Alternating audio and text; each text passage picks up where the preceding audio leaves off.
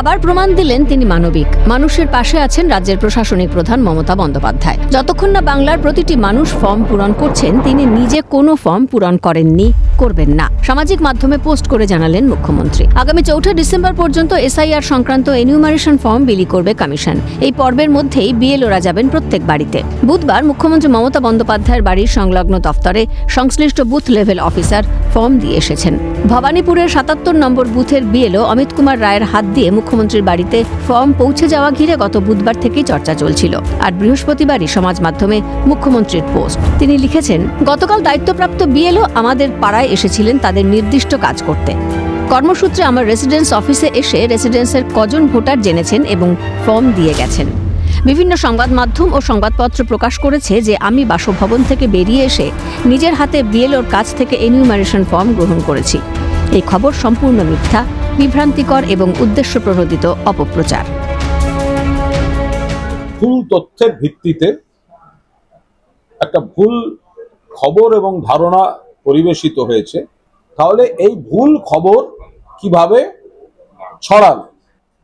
BL vote কর্মী বিএলওদের একটি সংগঠন, সেই সংগঠনটি একটি প্রেস রিলিজ ছড়িয়ে দেন সংবাদ মাধ্যমে এবং সেখানে এই ভিত্তিহীন কথাগুলি ভেতরে তথ্যের আকারে লেখা ছিল।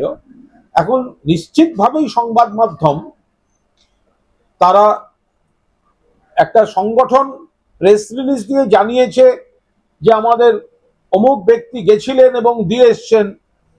তো একটা তো বিশ্বাসের একটা বিষয় থাকে, একটি প্রেস রিলিজ, তার থেকে সেই খবরটি ছড়িয়ে পড়েছে, কিন্তু সেটা উদ্দেশ্য প্রণোদিত এবং ভিত্তিহীন। অর্থাৎ বিএলও এবং ভোট কর্মীদের মধ্যে কোনো সংগঠন এই ভিত্তিহীন তথ্য বা উদ্দেশ্য প্রণোদিত মিথ্যা তথ্য প্রেস রিলিজ আকারে ছড়িয়ে দিয়ে প্রমাণ করে দিলেন যে বিএলওদের মধ্যেও বা সংগঠনের নামে তৃণমূল বিরোধী কতজন ওর মধ্যে কাজ করছে।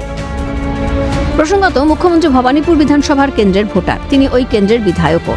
৭৭ নম্বর বুথে তাঁর নাম তোলার কথা, যে বুথের ভোট কেন্দ্র হরিশ পার্কের পাশে মিত্র ইনস্টিটিউশন স্কুলে।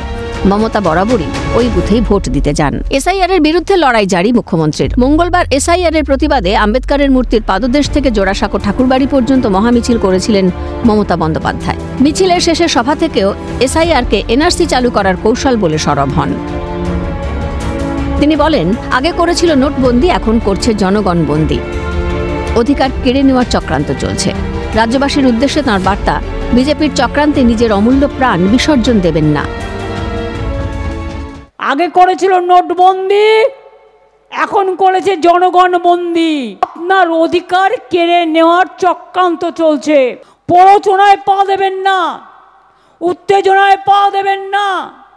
বিজেপির চক্রান্তে নিজের অমূল্য প্রাণ বিসর্জন দেবেন না। একটা প্রাণ মানবিক প্রাণ, একটা মানবিক প্রাণ অনেক কষ্টে তৈরি হয়।